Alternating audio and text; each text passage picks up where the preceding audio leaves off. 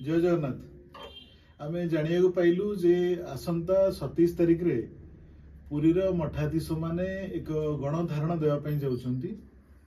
हमको आश्चर्य लगिला जे श्रीक्षेत्र रे श्री जगन्नाथ महाप्रभु परंपरा सहित जड़ित एवं श्रीक्षेत्र रे प्राय हजार हजार वर्ष धरी मठ माने निजर कार्य अति निष्ठार सहित तुलाउथिले एवं एमिति कौन आवश्यकता पड़ला जो धारणा देवाई पड़ला।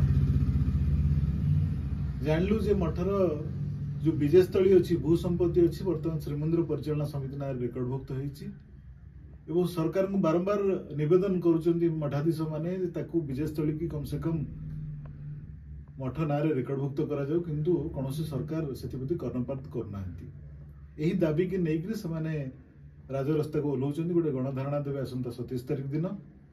मु आशा करुची सरकार निश्चित भाव में कथा को शुणिबे एवं 27 तारिख गणधारणा जो गोटे कलंकित अध्याय सृष्टि करिवो एथिरु निवृत्त करिया से मठाधीश मानू डाकिबे एवं तांकर समस्या को बुझीबे एवं तुरंत समाधान करिया प्रचेष्टा करिवे।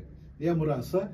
आ जदि एपरि न हुए 27 तारिख दिन गणधारणा रे आमे उत्कल विद्युत परिषद तरफ या संपूर्ण भाव समर्थन जनइबू एवं से गणधारणा सामिल होबू। जय जगन्नाथ।